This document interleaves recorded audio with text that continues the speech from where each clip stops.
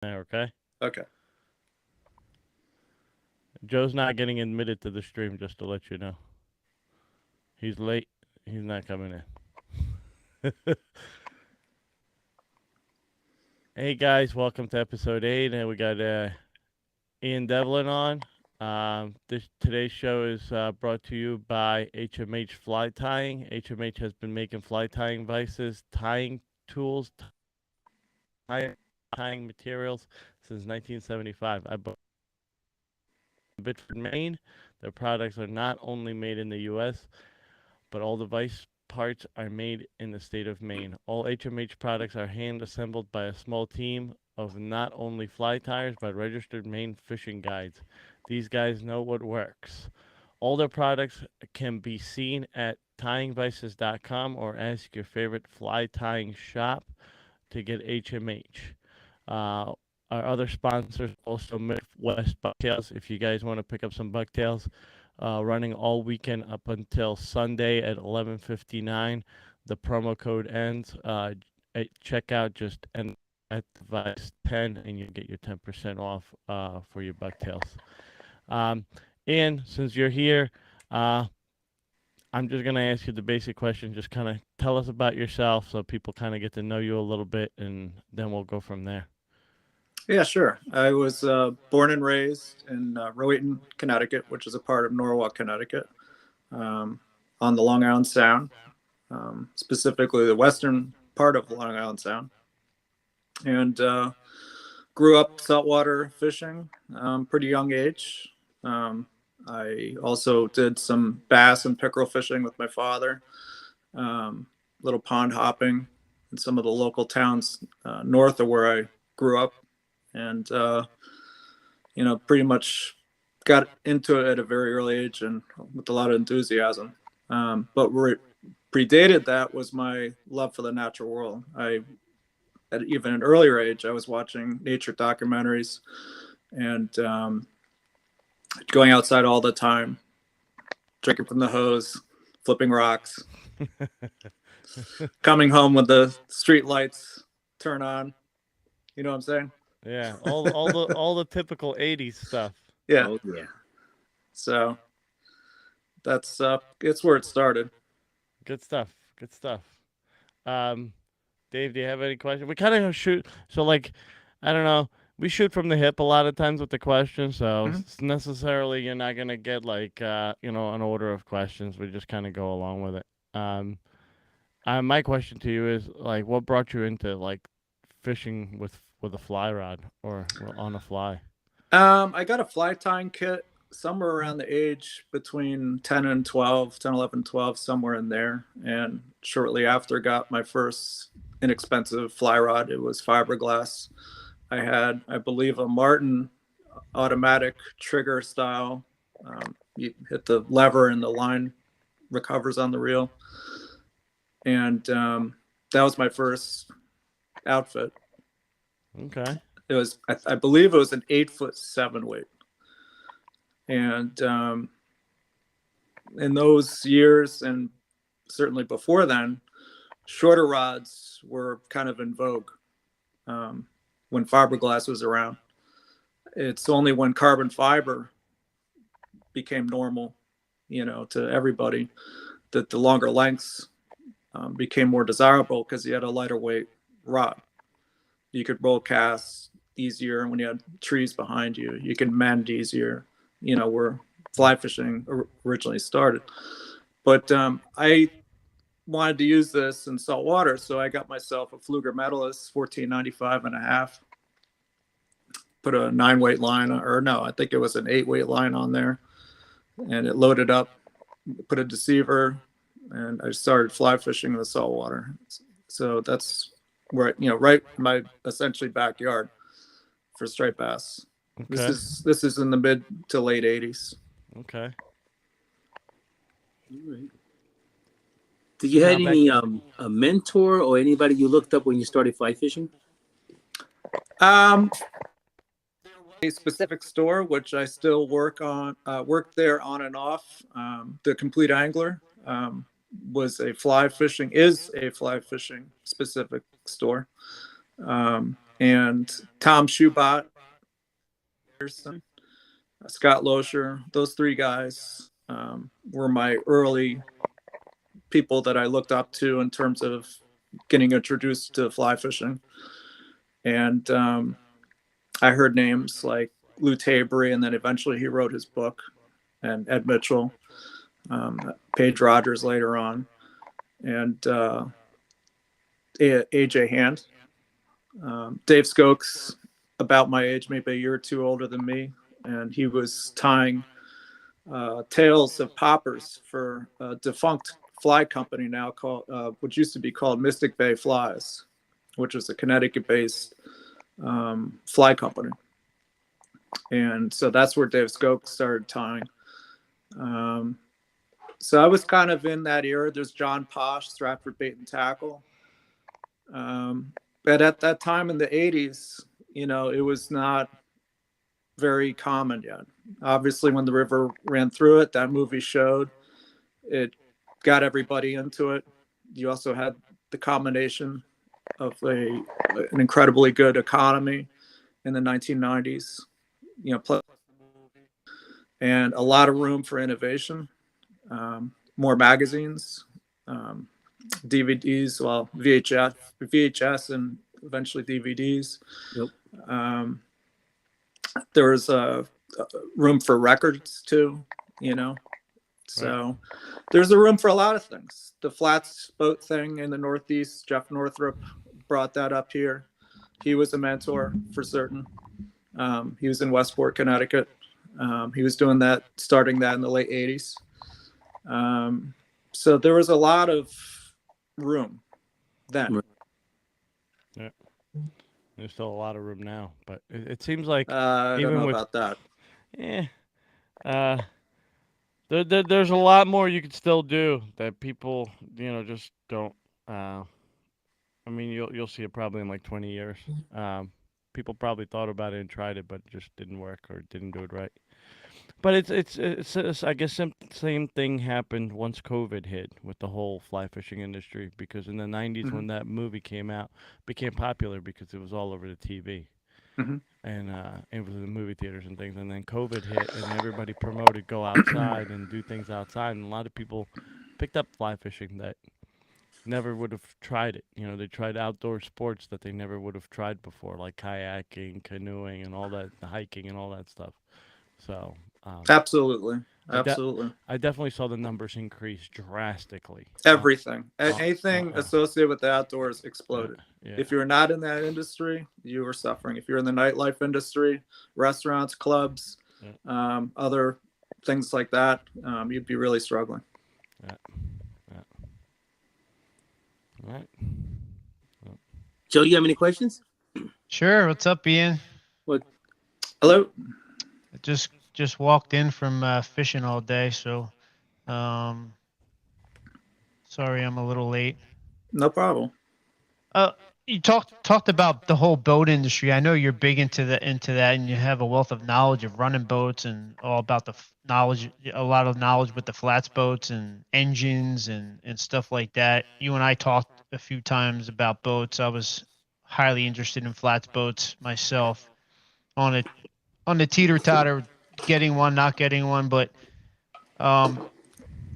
it seems like you have an awesome boat now, and you kept it and you rebuilt it a few times, right? So how is it running a flats boat and what you do, and why did you pick that? Well, I fell in love with lake and bay boats going on vacations to Boca Grande, Florida, which is in Southwest Florida on Charlotte Harbor, below Sarasota, north of Fort Myers. It's one of the barrier islands from just north of Sanibel and Captiva. And Phil O'Bannon was the guy who pretty much brought lake and bay boats to that area. And I had seen several of them in the water on the trailer. This extremely low freeboard, high transom, jack plate with a huge engine, sporty beak of a bow, sexy lines. I fell in love with the boat. You know, I'm a pretty intuitive person, and I just knew this was a great riding boat. It's going to be stable. and just pure sex appeal. It's off the charts. That was in the late 80s. And my grandmother had booked the fishing guide, Rocky Russ. I fished with him. I fished, there's many derivatives of that hull over the years. In fact, there's upwards of 9 companies that I've counted that have literally copied, splashed that hull into different molds. Big O is a sister ship of that boat, and I went with Roger Crafton, and I just love that boat. And when it came time to buy in the late 90s, when I bought mine, we didn't have the money for the 20-footer. Even then, when prices are half of what they are now. So they made a 17-footer, and we got that. We placed an order on that.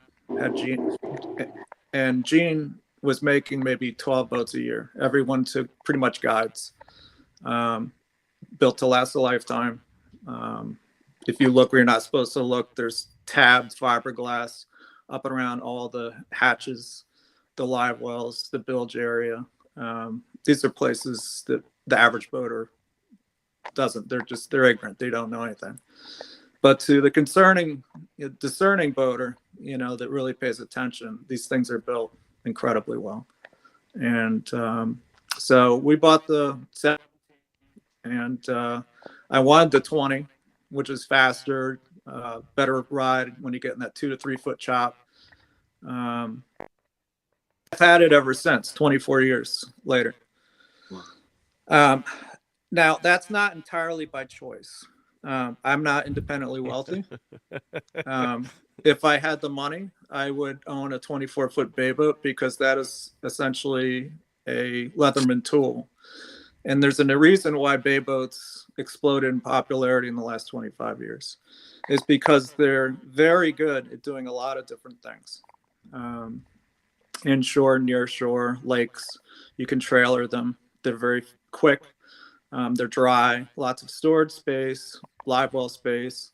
You have a center console, but you put a bow trolling motor on there, jack plate, power pole, and it has all the attributes of a flats and bass boat, but also attributes of a traditional center console. So it's a blend of multiple genres of boats. So now, if you since you're a big boat guy, if a new guy is possibly looking for a good boat to start out with, maybe just fishing like little back bays and little brackish water, little tidal stuff, what boat would you possibly recommend to some of those guys? I recommend going to the gas station and playing lottery.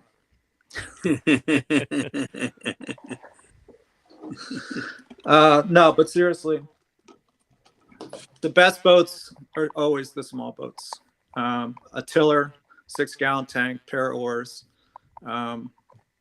You start there, eventually you move on, and it's like a lot of things. You return back to where you started, or at least I wish now, if I had the money, I would have a couple boats, and one of those boats would be, in fact, a tiller, minimal, simplistic style boat. So you can get a used Lund, 16-footer with a 25-horse tiller, or a low, or some, aluminum boat like that, Lumacraft.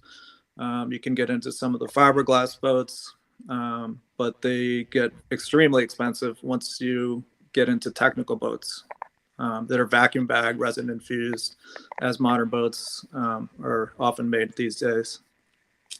Even a used Lund is pretty pricey, but I see that if you go up in the Northeast, like Maine and New Hampshire, they're for sale everywhere up there. Yeah, of course. People generally buy what they see. You go all over the country in different places, there's Chevy fans. Or you go another part of the country, they're Ford fans, or Dodge fans. You're just talking on trucks. You go in this area, and a lot of people love Grady Whites or regulators. Like I said, they buy what they see. So if you go in the North Woods of Maine, you're probably going to see a lot of Lunds and, Alumacrafts. For sure. Ian, what's the shittiest weather you get caught out in with your boat? I don't know if I should publicly tell you that. I've been in legitimate 8 to 10 foot Wow. on my boat. I've been out when 26, 28 foot regulators turn around. You got to remember, there's 3 sets of abilities.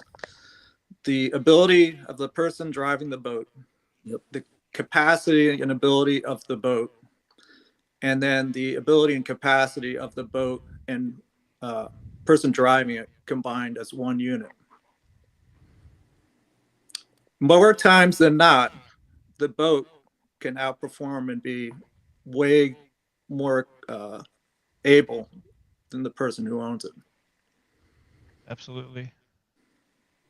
Same with rods. Yep. Now, so are you currently guiding? Are you taking on clients as of now, or Yeah. you are? You want to put out where they could get a hold of you in case some people want to book a trip, or? Yeah, my email's good. Captain_Ian@yahoo.com. Okay. Yeah, well, after the show, if you don't mind, just hitting me with your contact info, so that way I could put it I'll put it all in the description if you got a phone number or the Sure. shop to get a hold of or whatever. Yep. And So that way they have it. And Ian has well, you have 3 Facebook pages, but I think one in particular is for the guide business. Yeah, I do. I've got Captain Ian Devlin's charters, and then I've got Devlin Blends, and then I have my personal page. Yeah. So if you could give me all that information, I'll put it right in the bios there, and that way whoever wants to get a hold of whatever they need to get a hold of, they could just go right on there. Yep. And then an Instagram account too. Yeah. Now your Instagram is already in there, but since you were speaking of the blends, I'm gonna kind of jump off the topic of talking about boats. The blends is that something fairly new? You've been doing that for a while, or you've been dabbling with it? What's the deal with that? Well, I first started when I saw the officiant products, Cliff Rochester's company, in the late '90s, and at the Slinky Fiber, Mirror Image, and a couple other products. And Steve Farrar collaborated with the company to make a flash fiber blend, which is a 3-to-1 ratio typically of angel hair to Slinky Fiber. And at that time when they came out, I was really intrigued about it because I was already using Slinky Fiber and angel hair separately. And the ratios sometimes were not like the way I wanted it, and the colors were not sometimes the way I wanted it, or they didn't have the color combinations I was looking for.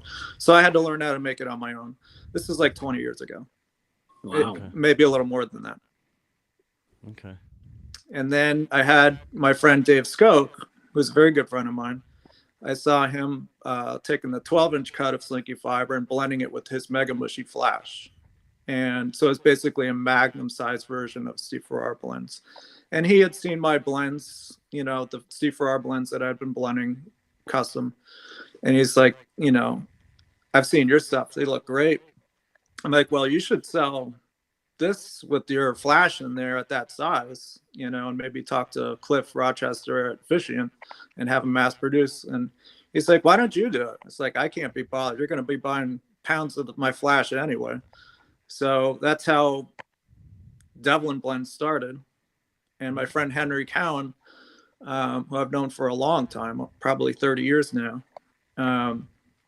he's the one who named it Devlin Blends, and it was Devil and Blends.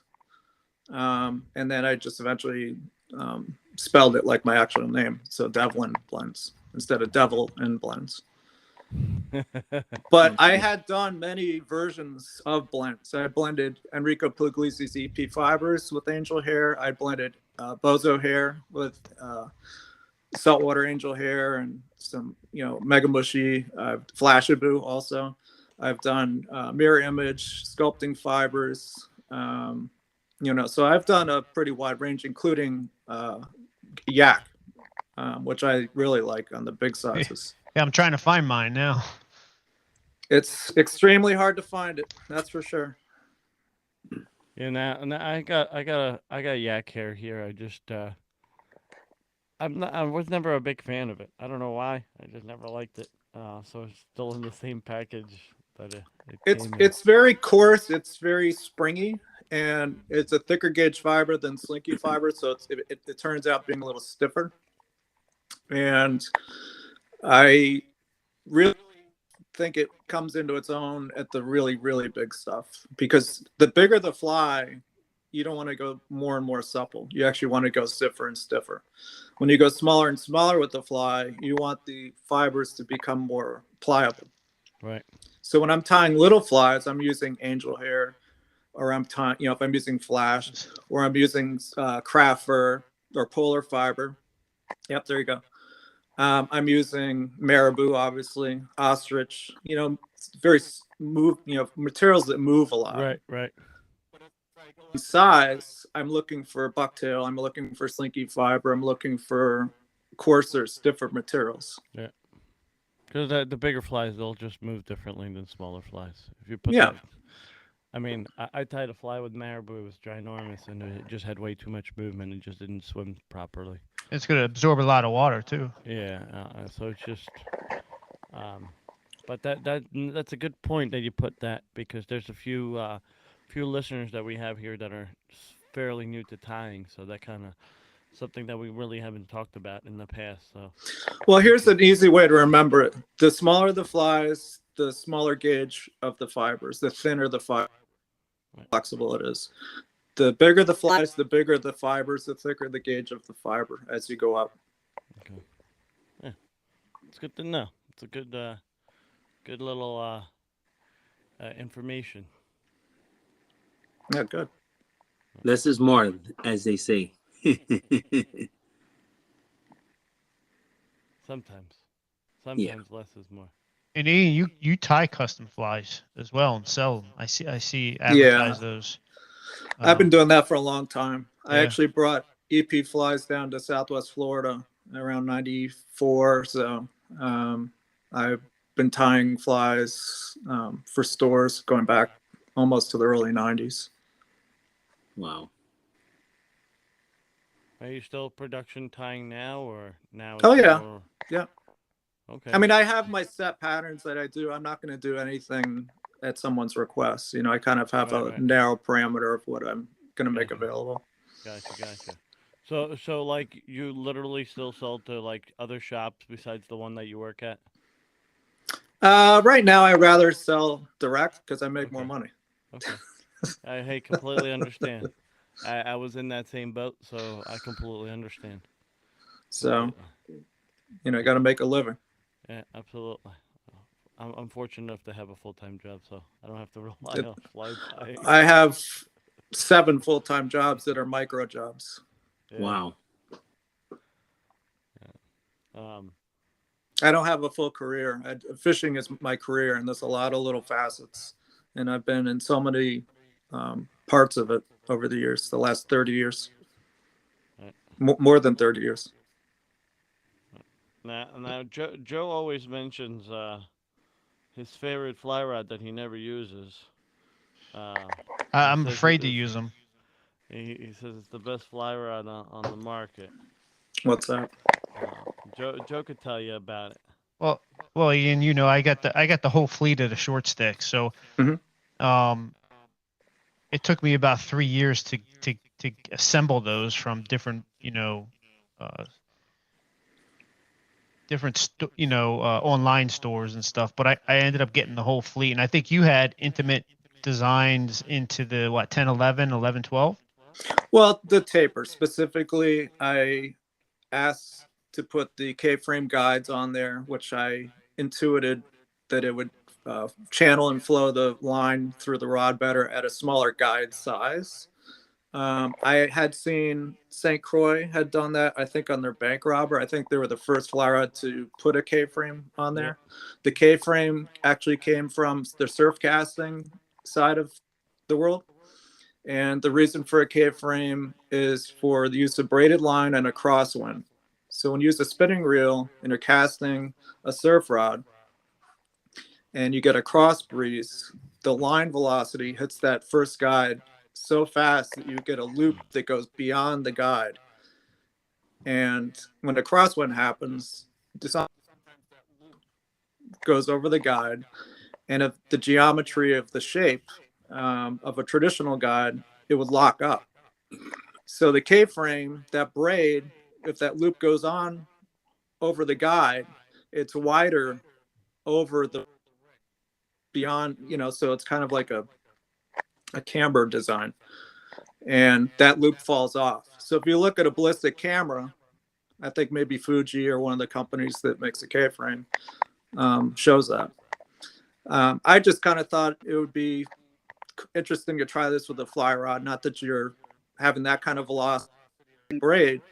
It would also have a little curb appeal on the shelf, something different. And I think you could probably get away with a smaller size guide, reducing weight.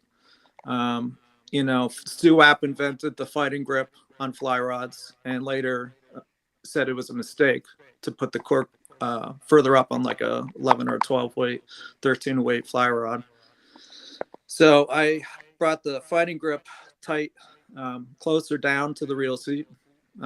Nothing, there's Sage has done that. Other companies have done that. Balua has done that. So I just brought that there. Length, the rod is, the taper is the most important thing. I don't care what company makes the rod, what country it's in, what price it's in, what color it is, what components are on there. The number one thing of what length it is, what number one thing with any rod is the taper. And when somebody complains about the rod not casting well, it's usually the person casting it, but actually it's really the taper of the rod. And most fly rods are terrible transmitters of energy. So when you make a motion, you're trying to communicate that to the line. And the rod is simply a middleman. It's a translator of energy. Spinning rods and bait casters rods are typically a true fast taper and a much, much better translator of energy. Okay. Based on the taper. Yeah, some excellent points there, especially the guides. I know everybody, I guess at least some of the experienced guys have had that issue where the line gets wrapped around the guide and kind of knots up and gets stuck there, and are wondering why. Yeah, you're not really going to see it on a fly rod, but you can get performance at a smaller size. In other words, in saltwater, Lefty Kreh was always a proponent of putting a size 20 or so large guide. Yep. You saw it on the Sage RPLXs in the 80s.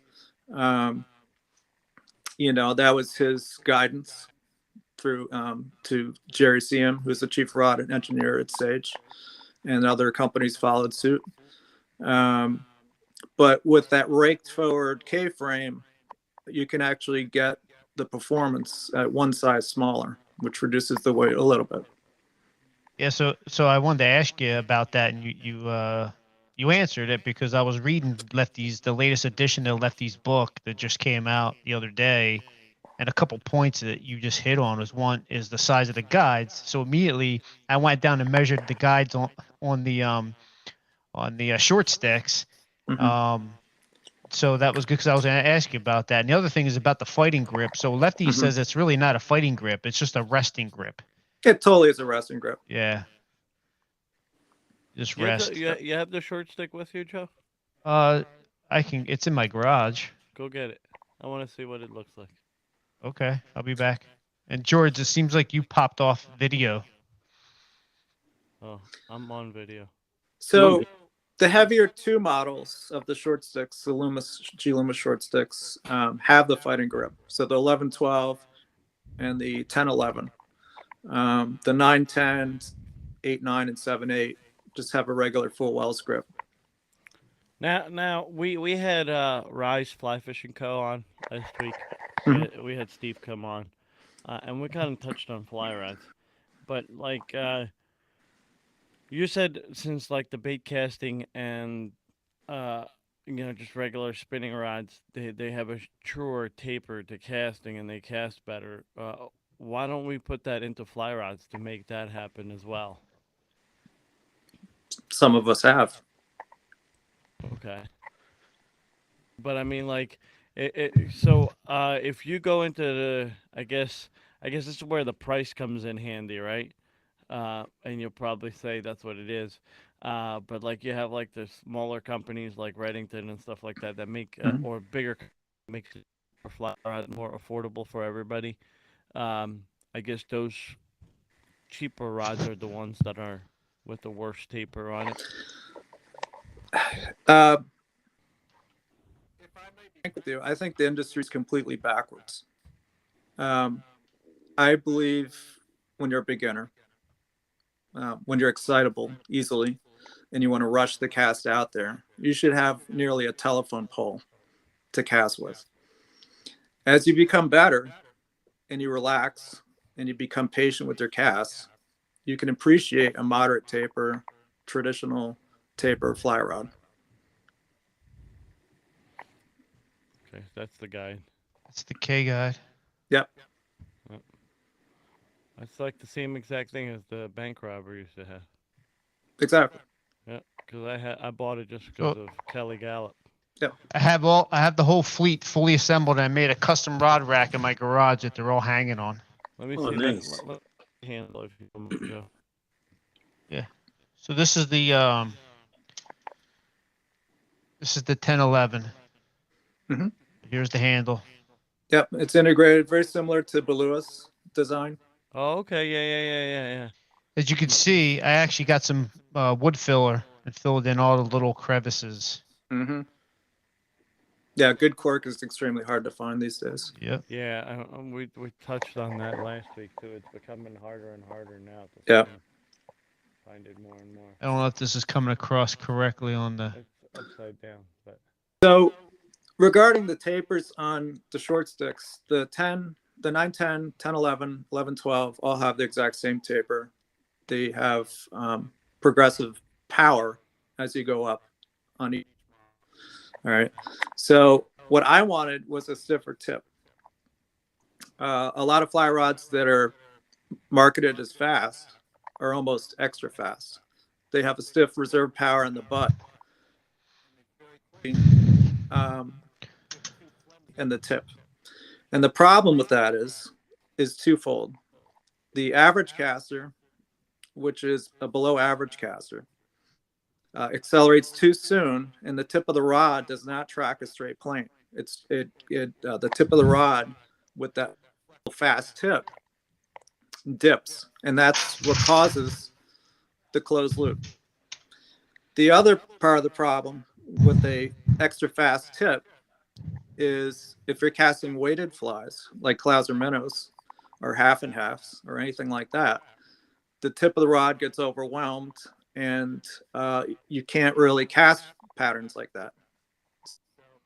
A slower tip with more power, more stiffness. okay. Is that what they call the shock when you would cast those heavy weighted flies, where the rod tip would just like shock? The problem with a clouser minnow, if you want it to cast, the problem is the fly is traveling faster than the fly line because the material you're using is bucktail, absorbed water. You've got a lead dumbbell sinker, weight on there. Mhm. And when you make the cast, the fly is like a dart and it exceeds the speed of the fly line. And that's the buck you feel at the end of each false cast. So what do? Well, you do a Belgium cast or a constant tension cast. So you cast to the side and you finish your forward coming overhead. And that's a constant tension cast. So that's kind of an adaptation to a design flaw. Or you just go with less weight on the clouser the way Bob Clouser actually ties them. But when we fish for stripers, we generally like to fish a heavier than what Bob Clouser recommends dumbbellize. Yep. So they become more clumsy to cast. They're not weight balanced. Right. So what do? You can switch the materials and go to synthetic. So it'll shed the water and introduce more wind resistance and slow. And it's the opposite of like big bunker flies and big sailfish flies. In the 80s or so, to cast big flies, people thought it was impossible. That was a tease and switch only scenario. You were never going to throw that thing 100 feet or more than that until Mark Zadati came into the, explained that you absolutely could.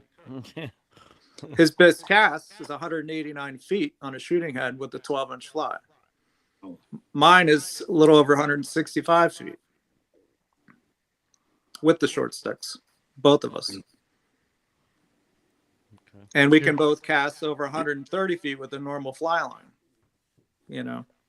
So it's with the big flies, you introduce weight to add a little inertia and negate some of the wind resistance. And with the clouser, you're doing the direct opposite of that. You're introducing wind resistance to balance the weight. And instead of having to fly so streamlined when it's wet, it puffs up with the fibers that are synthetic and wavy that slow it down.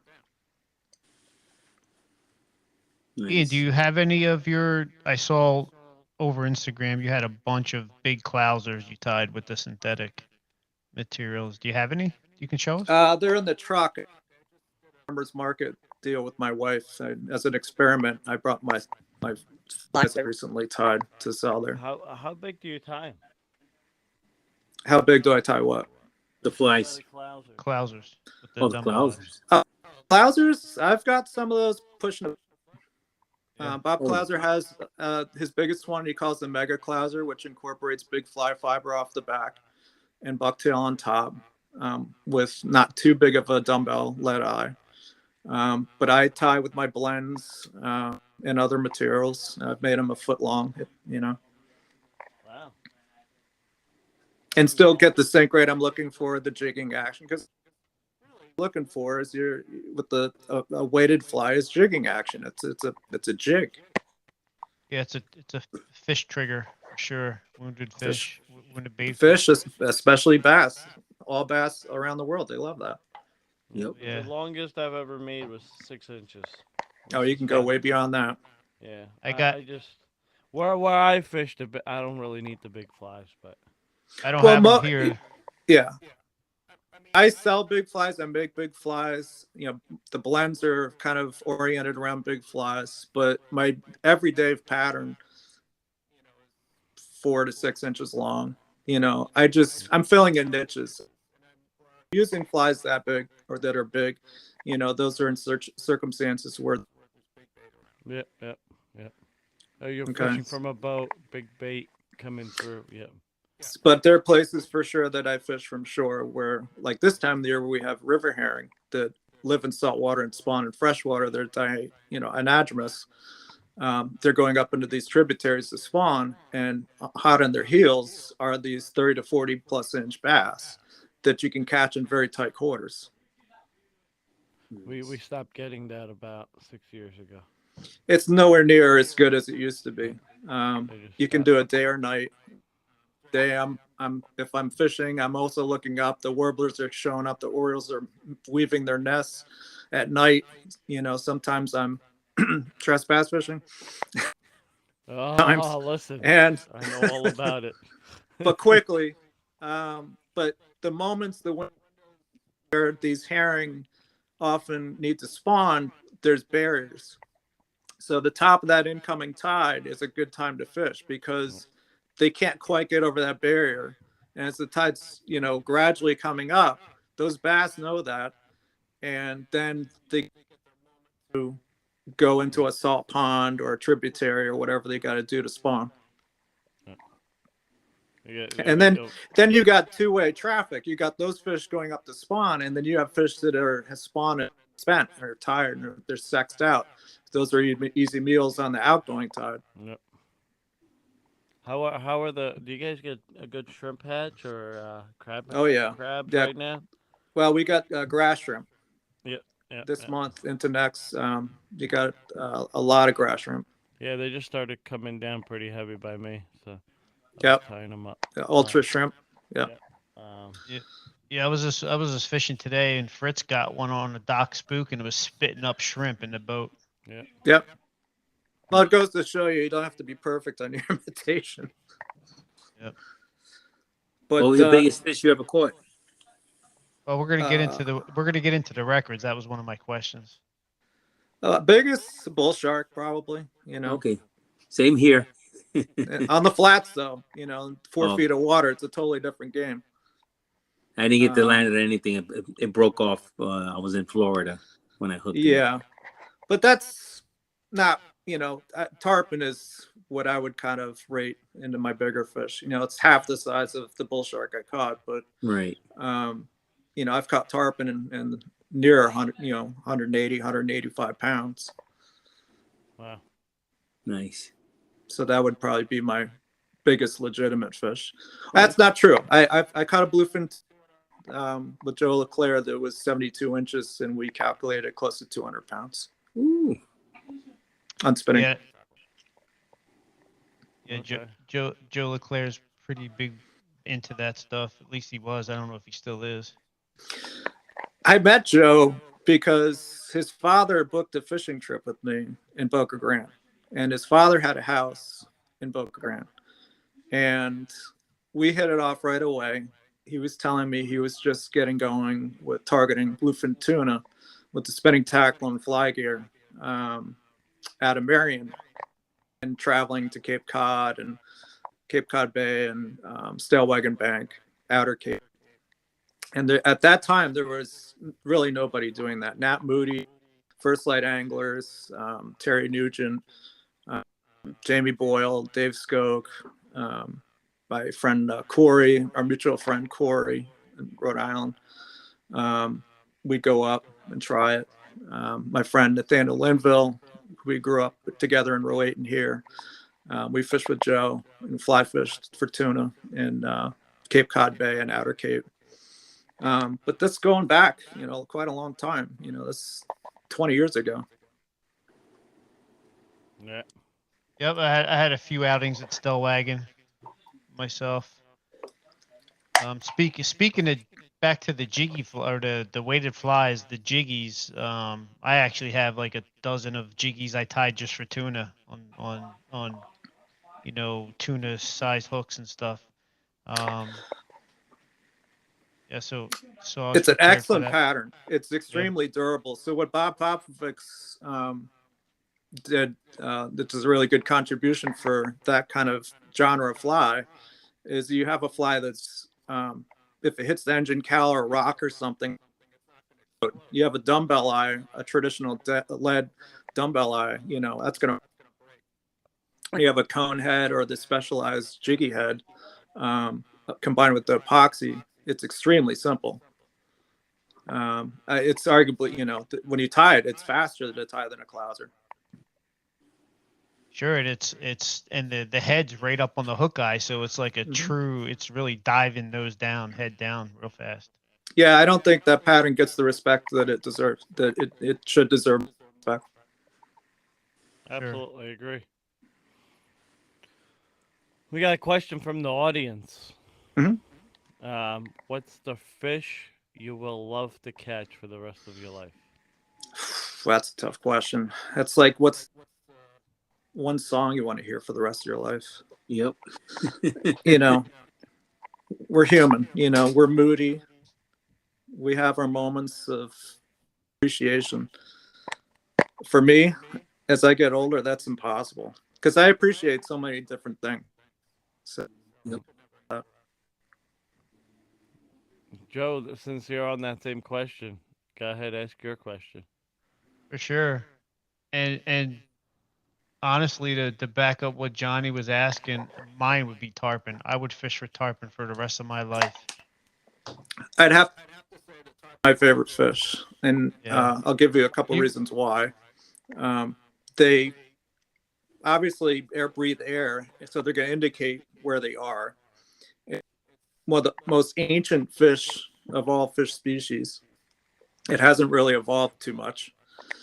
And it lives in every single body of water, whether it's offshore, the beaches, inlets, flats, boat basins, canals, rivers into lakes. They've been seen in Okeechobee.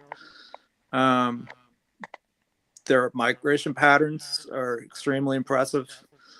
You can catch a 6 tarpon to an 8-foot tarpon, and they're just always an amazing fish.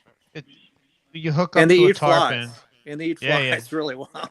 And most of the time it's small flies, and I don't know if there's anything on the planet when you hook up to a tarpon and stick it that is just absolute chaos. Like, oddly enough, my first big tarpon I ever hooked with my friend Tom Schubot off Anna Maria Island never jumped. Not once. It was an 80-pound fish and it never jumped once. So you get those occasional ones that don't jump. yep. So with that said, what is your, and I asked this to all of our guests, and we got a lot of surprising answers. So I'll ask you this: what is your favorite fish to fly fish for? Like out of any this species? Well, I'm kind of a saltwater head. Although I've done a lot of freshwater fishing, my least amount of experiences with trout. I mean, I've done trout fishing with the fly. I enjoyed it. I've done it. I did that in the 90s a little bit. But striped bass, it's convenient. They live in habitats, day or night. There's a reason why everybody goes for them. Pretty stupid. So you can catch them on a lot of different tackle. You can experiment and have fun with that. I love big bluefish. I really have a soft spot for big bluefish. I don't know. Albies, I was so fixated with small tuna in the 90s. In the early 90s, it became a real trend.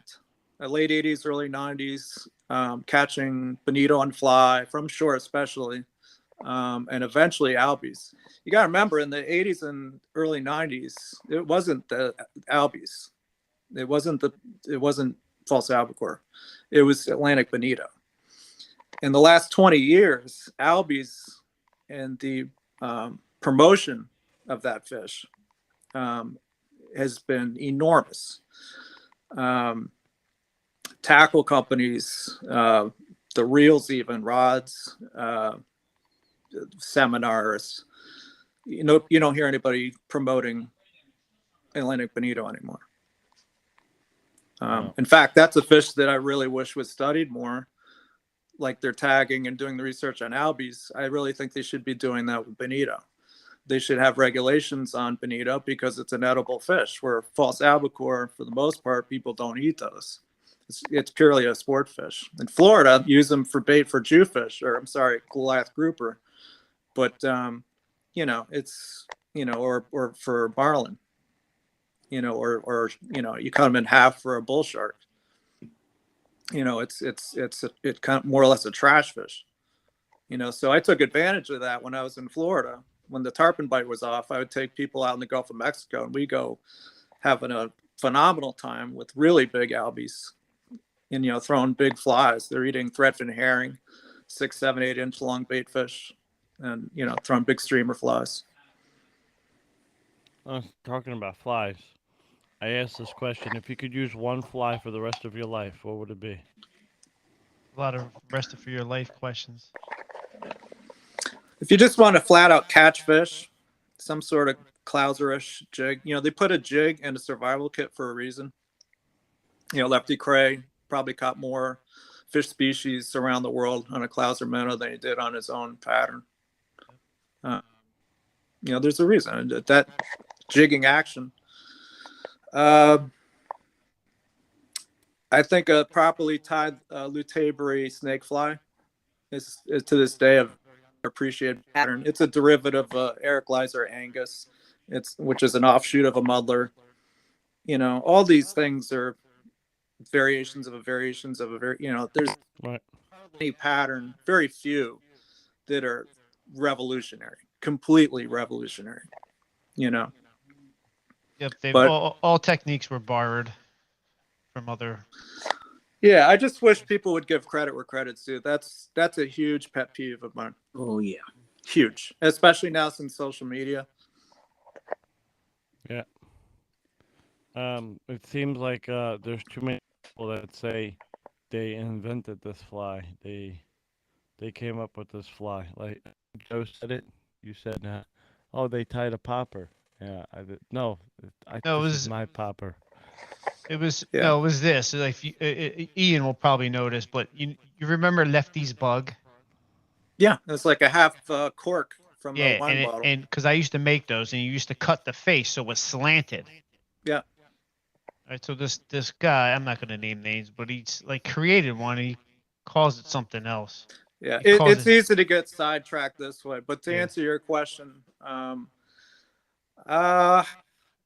like synthetic baitfish. Popovic's 3D, Enrico Puglisi's peanut butter, variation of that. The EP peanut butter. I mean, those guys will get it. Who invented what? Northrop invented the Bozo bunker in the late 80s. Enrico did that in the late 80s, early 90s with his peanut butter. Bob Popovich did his 3D somewhere around there. I'll let those guys play who did what when. I respect all three of them, and all three of them are actually my friends. So I don't want to cause any problems. What was your first ever fly you tied? It was terrible. I was trying to make a cinderworm fly out of bucktail and black thread, and it was black rod wrapping thread on a cheap, well, not cheap, but a typical bronze turn down eye streamer hook.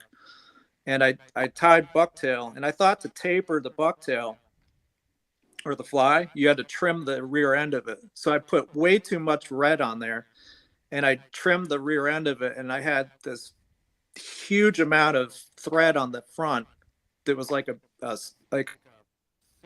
square ending, no taper of the thread whatsoever. It was horrific looking. Did you catch a fish on it? No, I didn't even fish it because I was so horrified at what I made. But I kept it around kind of as a reminder of where I needed to go from there. Right. Usually the ugly flies catch fish. Yeah. I think my earliest decent fly was a Lefty's Deceiver, because that is still going to be and always will be a bread and butter streamer anywhere. But for striped bass, bluefish, a thinner version, San Benito, even fluke and weakfish in our local waters. Lefty's Deceiver is a classic. It's easy to tie. I mean, that's what back in the early 90s, that's all I used was deceivers and clousers. The only fly before I got into the synthetic baitfish thing was when Lou Tabery and I met him, and he came out with this book, Inshore Fly Fishing, his snake fly. Yep, I have that book. Thing. I have Eric Leiser's Angus variation, and it just has so much motion. It could just be statically there, and just you're not moving. It just, the current in the water, it looks alive. Yep. Well, it goes on that whole notion with the big, bulky head that creates the turbulence in the back. Exactly. You need Awesome. something blunt in the front to create a pressure wave so that all the vortices flowing rearward make the soft materials like marabou and ostrich move. Didn't Jack Garside had something like that called the General? Yes. Beastmaster General. Yeah, he did. Yep. All those guys were kind of coming up with something similar. This is what happens with innovation. It's not uncommon for people to come up with similar ideas about the same time. It's if people are on the path of progress and they've seen what came before and they see what's going on now, it's not unusual. I have a good case in point. My good friend Johnny King has his kinky muddler, right? Yep. my other very good friend, Kevin Callahan, who doesn't want to be like on a podcast like this. And he's frighteningly smart, intelligent, or intuitive. He's a hell of a hunter, bow hunter, fly fish, fly tire. He chooses not to be. He's not a guide. He just does this for fun, and he could be one of the best guides in the area, one of the better tires on the show circuit. He just chooses not to.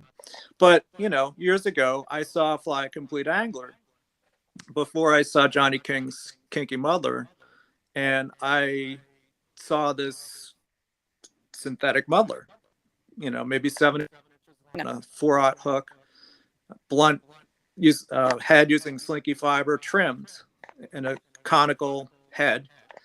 And I thought, my God, this would be the ultimate mullet in the Everglades for tarpon, or something, a scenario like that.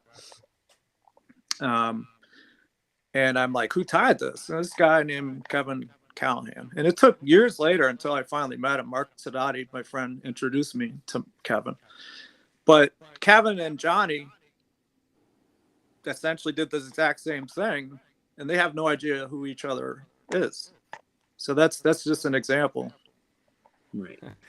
It's there's a guy at work, and he always says to me, if you thought about it, 100 other people already thought about it or already tried to do it. Yep. And it's just how many other people that you don't even know. Well, might that's be- just it. There's been so Right. much added to the body of knowledge by so many minds. As stores, shows, magazines, TV, YouTube, all the media you make it look cool. It recruits people to the Right. sport, which is good, and it has its negatives too. The negatives aren't talked about as much because it's bad for business. But those are some of the facts, that go along with it. I lost my train of thought. I was going to make a point with this. Do you know what I was talking about? I have these moments. It's all right. We were talking about like people not knowing each other but thinking the same thing and creating. Well, the yeah, same okay, thing. yeah. No, so years ago, in my opinion, there was a hell of a lot more room for innovations, ideas, and there was less people in the sport. The human population on the planet has grown a lot. Everything has grown. Marketing has grown. The technologies have grown. Corporations have grown. And more ideas get into the body of knowledge, which eventually turn into products. And now, in my opinion, we're reaching a plateau. There's been so many ideas, and everybody wants a piece of the pie, especially the newer, younger generation. They want attention, instant gratification, short attention span, a 0 to hero in 1 month, they're a pro in 2 months. In 3 months, they got a promo code on their Instagram account, selling something. It's to me, it's a joke. It's just, you do this long enough, you see the progression of things.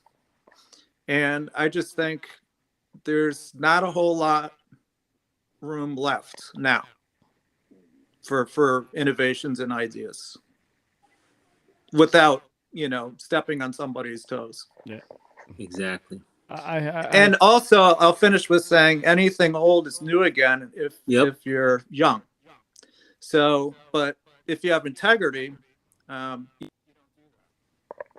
because you're basically BSing the innocent consumer Right. for your own profit.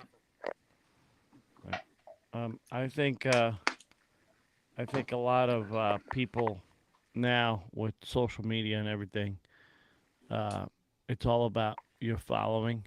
I don't think they even care about your quality. That's the dumbing down. That's the dumbing down of society. People are getting more shallow. They're getting more selfish, more sociopath.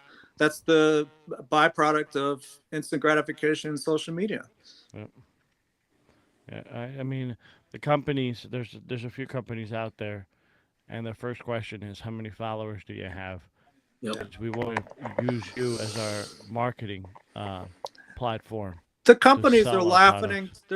It's easy to see. I mean, you can read the whole thing like a book. You know, the companies are laughing to the bank because they have all these people, the wannabes, to get attention. So they're advertising like crazy. They're not getting paid for this. So they're doing a paragraph of hashtags to get noticed. They're in a sea of competition, all trying to climb over each other to get noticed. So unless you got big tits and, you know, or whatever, you know, you see the sex sells strategy. Oh yeah. Oh yeah. And it does. It really Every does. day.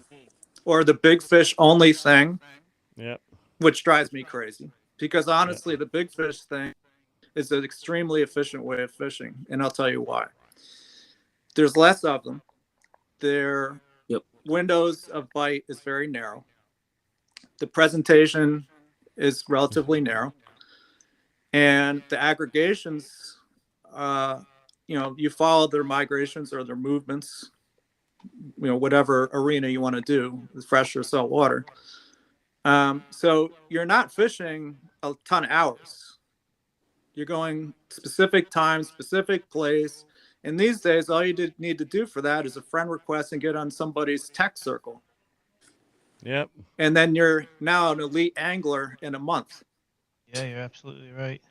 And you know what I call it? Bullish. Yeah. Because here's the thing: the guys that have put in their time and have street credit, and I can relate to this, get swept under the rug. Yep. Yeah. A lot of And the old timers that fish on the Jersey Shore, they get swept under the rug because of that. And the follow base are largely ignorant. They're shallow. They don't care. They just see instant gratification. They have a short attention span, what they want to see, and they support that part of hero. Yep. Versus the person who's earned their stripes. Yep. Before technology made it so easy for everybody. Yes. And speaking about big fish, I did want to bring it up in case people don't know. The steelhead are moving up rivers out west to spawn, and I did put something in my story. If you have anybody that's fishing reds, you don't have to mention it to them in the message, but if you do want to, just don't fish reds.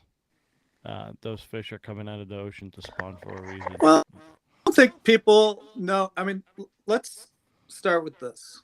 Fishing, what is it? What are you dealing with? You're dealing with the natural world. Yep. When you bring it down to its raw basics, what are you dealing with? You're dealing with the natural world. The average fisherman does not understand the natural world. They understand instant gratification, bragging, now these days posting, product selling. I mean, is that why you're fishing? Some people do. That, yeah. I mean, it's like the culture has lost its way. Yep. I don't mean to be a Debbie Downer. I don't sugarcoat things. Yeah, no, Right. I completely agree. Which is good, you know. People need to know. Completely And agree. I just think that there needs to be a generation of mentors to help give some guidance here, because I see a lot of people have lost their way. I mean, we're here to have fun ultimately. Yep. I mean, that's why we do this. It's a fun engagement with the natural world. Is probably the best sentence I could give to describe fishing. Exactly, and in a fly fishing environment, we want other people to have fun, you know, and the whole social media thing playing out where the 0 to hero in 2 days because they're on, you know, giant bass because someone called them into it, Mhm. and then you're like, let's go fishing tomorrow. Like, oh no, you know, they don't want to. Mhm. No one wants to share information, but little does everybody know that that person didn't stumble upon fish on that specific tide. Someone told him about it, or someone brought him into it. What's happening with technology is it's removing the act of discovery. It's giving you a constant heads up before you even get there. Yep. Yep. And half the reason I like to fish is the act of discovery. Yep. Absolutely. It's like I remember a day on the North Jetty in Island Beach State Park, and this was before social media, and basically you would have to call Betty and Nick's and ask them, look, is it too windy? How's the surf? And you would drive an hour and a half to the beach, and you park the car, you get all ready, but you hear the sound like crashing waves. Oh, that's a big wave. Mm-hmm. Big wave. Like, I don't know, this doesn't seem too good. And then but then you hike down to the jetty and the tide subsides, and then all of a sudden there's fish everywhere. Yeah. And you find out just by doing it and going there and figuring it out. A huge thing is using all your senses at your maximum capacity. Your smell, your touch. I'm not the first to say this. Larry Dahlberg is such. He's my number one hero out of all the fishermen. I have the most respect for Larry Dahlberg. So if I paraphrase Larry, I will use some of things that you've said that I respect. And what he says, use all your senses. And I think when you're relying on technology and heads up and all these things, you're not engaged as much. Absolutely. The one thing that really bugs me is the beach cams now. I'm not a fan of the beach cams. Well, I think we've touched base on a lot of truths. So let's maybe go somewhere else. Well, let's do that. And because I wanted to bring this up. You're a current world record holder, right? So by default, bring us back to that day. I mean, were you actually pursuing records at that point? And well, no, not record, but I was pursuing big bluefish sight fishing. Right. A couple things I did bring to Connecticut was the use of a bow trolling motor on the bow and fishing structure. Like I have seen boats using stern trolling motors, but nobody using a bow like a bass boat. I was the first guy in Connecticut to trailer up and down the coast back in the 90s. And when I used the trolling motor, I had already known about the behavior of bluefish finning and digesting and sunning themselves. Excuse me. And the trolling motor allowed me to deal with current, if there was current, or usually when you're sight fishing for bluefish, there isn't any wind. Actually, no wind is the ideal.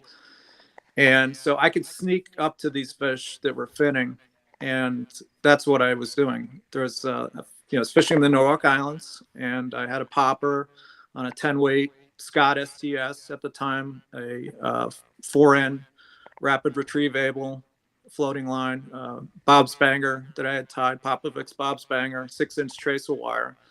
I had some, I think, Rio 20-pound tippet. I was not chasing a record. I just happened to have everything legit.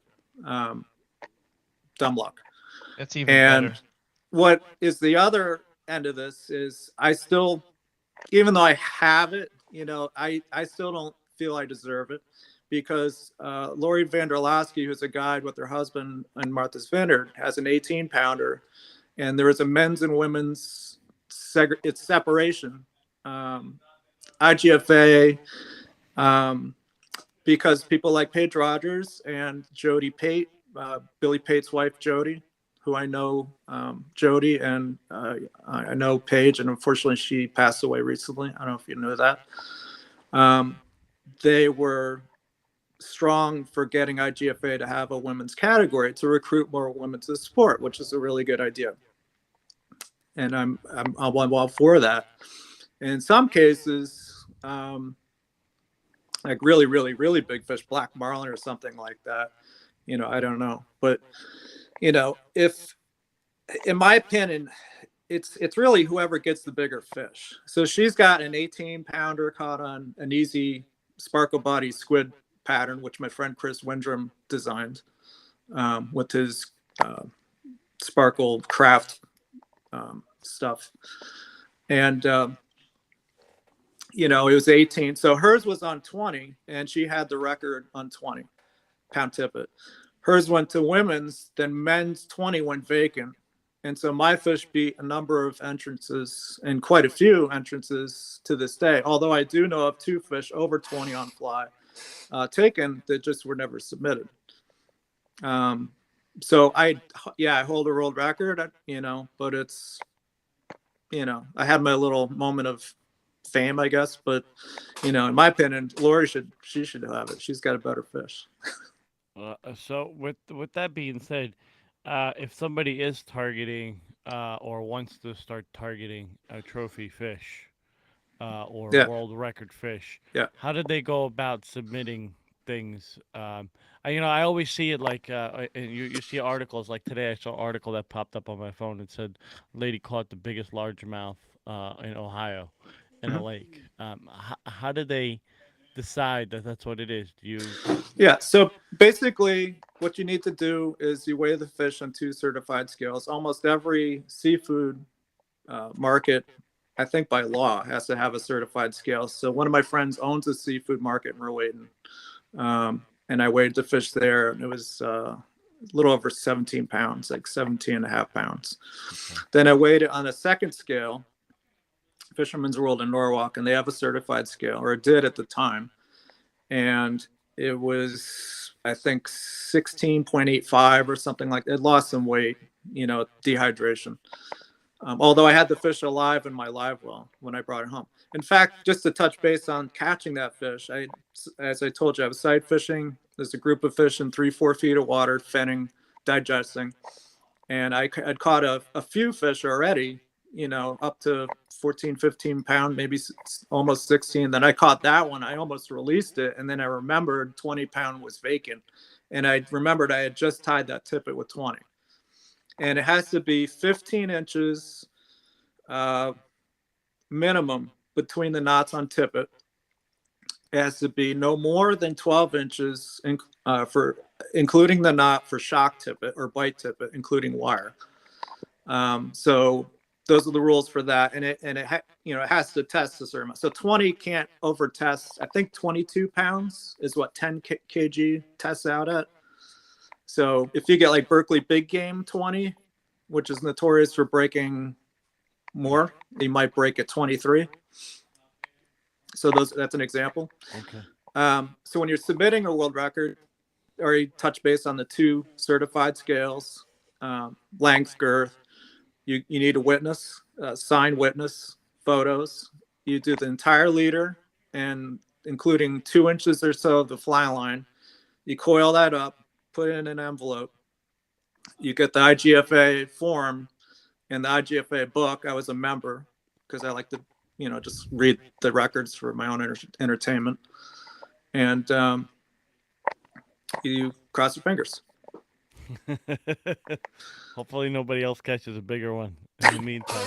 Well, as I said, a friend of mine already got a 21 pounder on night on one of the big flies in central Connecticut. I think it was on 20-pound tippet. My biggest ever is about 21 pounds, and it was 40 and a half inches. I was 10 years old, 1986, on a live bunker from shore in Rowayton. In those years, we had a lot of big bluefish in the harbors chasing bunker schools. But for the person who's bent on going for world records, you got 2 things against you. One is the records keep going higher and higher. They don't go lower. And in some ecosystems and some fisheries, you're never going to see those fish of that size ever again. The other thing going against you is money. I have a friend, I won't mention his name. He has a tremendous amount of money, and he can hire guides, the best in the world, as much as he wants. And if you want to pursue a record, you have to do that. Yeah. I mean, I'm not talking about 8 times. I'm talking 40, 50, 60 days a year. At $1,000 to maybe $1,500 a day. That's what the tarpon record chasers do. or whatever. But I'm just saying, it takes a tremendous amount of money. Booking the right guides, the right time of the year, the right place. In some cases, the right place on the planet. That's not for the average person. So the person who's doing that has an unfair advantage. Because I know plenty of people that are under the radar. They don't have money. Yeah. Who can blow away these people that have money. And they're not on podcasts. Yeah. Well, just the way the world goes, But I was just curious about that, you always see it on articles and stuff, so I was like, I wonder how. Mm-hmm. So that's pretty cool. You guys got any audience questions might be out there? You guys got any last questions you guys want to ask? We're this hour and 15 minutes went up quick.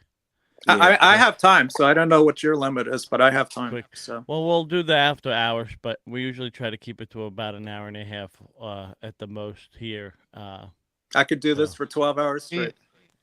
Ian, I have a question just because my wife's interested into the whole bird watching thing. Do you offer some type of combination trip, that fishing and bird watching? Yeah. Could that be done in one? I'm very spontaneous. The only thing limiting me are my clients. So if I ask, what do you want to do? These are our options. I'm not really going to say no, generally speaking. So if they want to do a little birding, a little nice little relaxing deal on the islands, or we drive up to Rhode Island salt ponds and look for certain birds there and do some sight fishing, or go over to Gull Island and look at the roseate tern colony over there and maybe see something rare by chance that flew in there with the migration. Like we've had a bridal tern one year. It shouldn't have been anywhere near here. That's an example. Yeah. Cool. So I guess you're a big bird guy. Arguably more than a fisherman. Yeah, I've seen some of your pictures of your birds. And it's The migration maps and stuff. It's pretty interesting. I love when you post duck pictures because I'm like obsessed with duck hunting. So. But most people don't know the range of my fishing. People know me with fly, but I've done it all. I mean, I've looked jigging, surf casting, trolling, bait casting, chunking, blackfishing, fluking, porgies. I was a deckhand on party boats. If I put a resume down for kind of the naysayers of me, I would embarrass them. They'd realize how ignorant they are about me. Yeah. And I really kind of despise people that don't realize how much depth there is to me. Yeah, it's exactly one of the reasons we wanted to have you on. I mean, guys like yourself, Johnny Canley, the next level guys are going to pass the baton to the younger crowd. It's you guys. I'm all in favor of the underground because I know what it's like to be overlooked. Yeah. There's way too many talents out there that are way Oh yeah. basis, and me and Dave touched on it a couple of times, and it just doesn't go with fly tying. It goes with just knowledge of fishing. Everything, music, yeah, planes, absolutely, experimental stuff. Yeah, it just it's amazing. It's amazing how smart people can be and how innovative some people are. So. Well, you know what the impetus of that is? Curiosity. Yeah. And the willingness to fail. This generation doesn't want to fail. And they don't fail because they have a heads up on everything that we didn't have growing up. Yep. And so they're fearing failing, and they don't have the supreme curiosity and willingness to fail in the act of discovery. Right. It's funny that you say that willingness to fail or just to fail. I remember when I was coming out of boot camp, they told me, they said, if you don't fail once while you're in the service, then you haven't accomplished anything. And In that's the order to only way you're gonna succeed, you get have to you have to fail. Yeah. Yep. So, it's pretty cool. Yeah. Exactly what I'm going to do tomorrow. Fail at trying to catch a striped bass on the Atlantic City jetty, which I'm like 0 for like 24 right now. Oh wow. It's just I'm so driven to catch a damn fish on the fly on that jetty.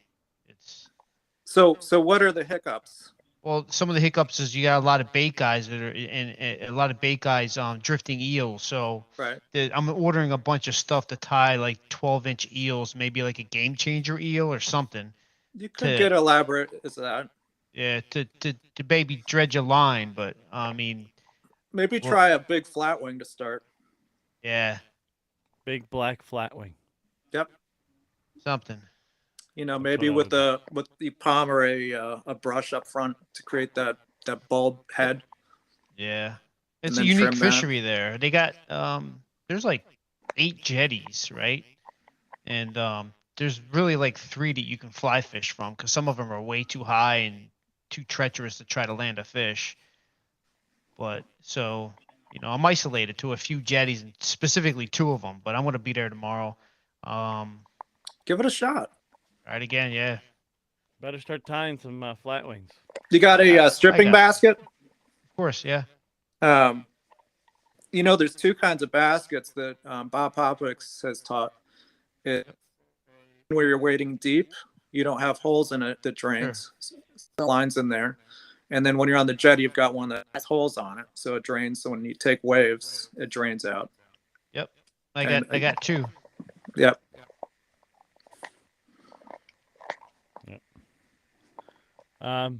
If nobody's gonna ask any questions, we're just gonna go to the after hours. I know that we had a few people in. We actually had a lot of people in, but they started dropping off a little bit. I probably got too serious. I don't think it's that. It's the late hours. We get a the lot late of hours. after listening. Oh. I'm exhausted too because normally I'm in bed a half hour ago too. Okay. But normally tomorrow I don't work, but tomorrow I gotta work, and Gotcha. after the show I would be going fishing, but I'm not going fishing because I gotta work. So the cinder worms started showing up by me. Where are you located? Tom's River, New Jersey. Oh, New Jersey. Okay. Yeah. So And you, Jess?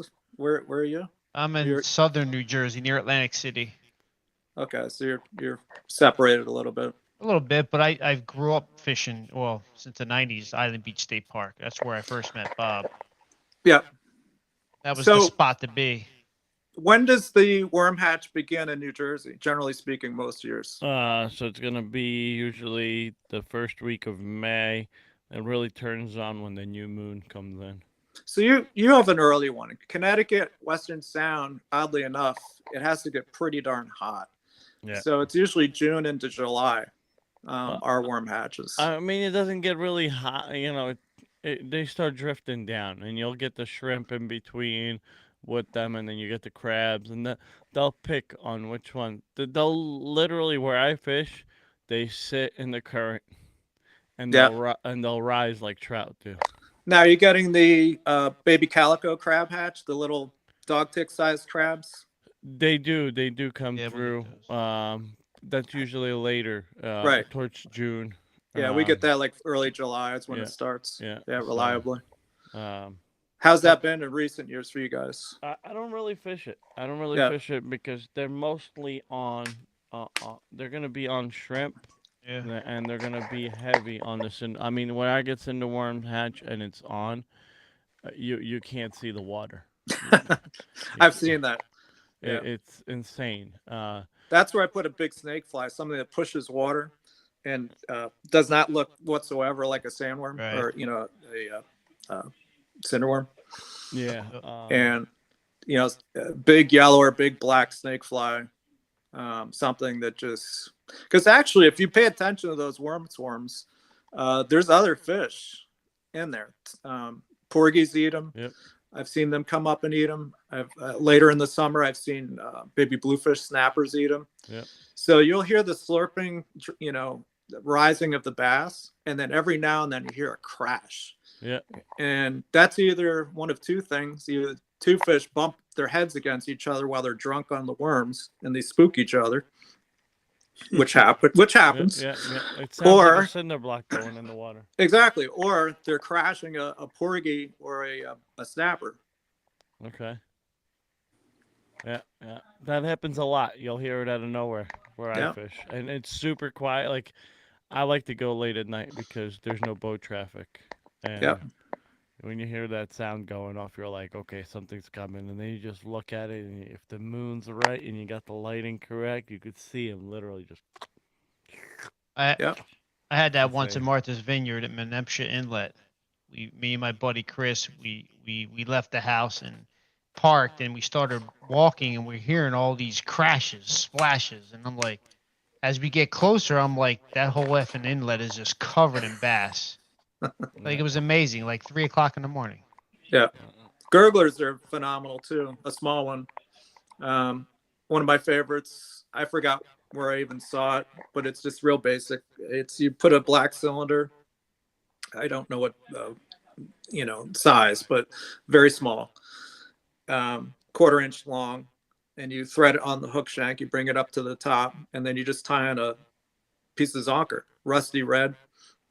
The whole thing maybe is 1.5 inches, 2 inches, and a small lightweight hook, but not too lightweight of a gauge. So when you hook a bigger fish, it straightens out. Yep. But you want that foam enough that it creates a wake on a swing. So I like to fish choke points where you have an exodus of a salt marsh, usually by a boat basin and artificial light sometimes.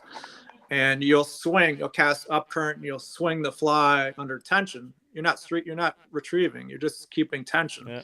And you'll essentially skate, wake the worm fly almost like you would, what's that Atlantic salmon fly, the bomber or whatever, the bomber.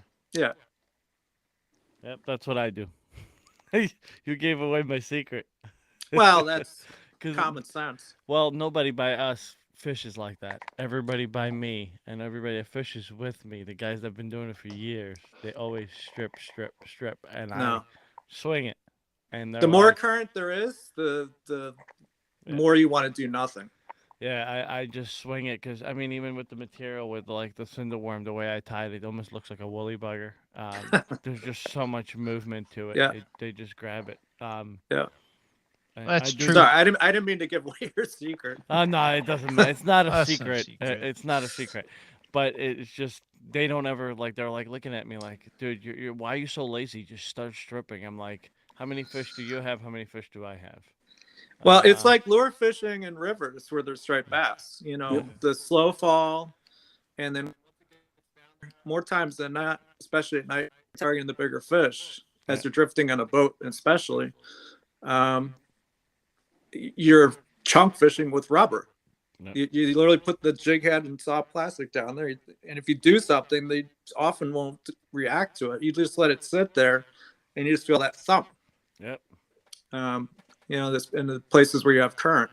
Yeah, that's what we do in the fall too, jigging the soft plastics. Yeah, because the big fish will hang out at the bottom. But it seems true even for albies and bonito. If you're in a breachway situation, you got a bunny rabbit, bonito bunny or a small flatwing. Yep, just drift it. Swing it. Yep. Purposely put a little bit of a belly in their line, and this is where a longer rod's nice. Like, really wish, and I may be involved eventually, hopefully, with a longer, what I call beach and breachway rod.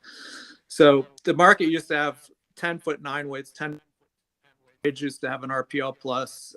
Loomis had an IMX and a GLX, and the perfect rod for single hand casting. Obviously not two-handed. Where single hand casting is like a 10 by 10 or 10 by 9. And that extra length, when you're high up on your perch on your, you can cast up current, put a little mend in it, and the rod tip is closer to the water. There's less slack. It's just easier. pick up and recast and redirect the cast is definitely the way to go. Yeah. I'm not gonna. I don't mean to cut you off or nothing. I'm gonna end the live. So if you guys have any questions, feel free to hit me up, or I don't know. Are you okay with them shooting you a DM on Instagram? Yeah, that's asking- totally fine. Yeah. I really appreciate you coming on, sharing your knowledge and everything. If you guys want to hear the rest of this, you're more than welcome to come and check it out on the podcast platform, Apple Podcast or Spotify. With our upload speeds tonight, we should be able to be available sometime tomorrow afternoon. So if you guys want to check it out on there. And I appreciate you guys. Thank you for coming in. You guys have a good night, and we'll see you guys in 2 weeks.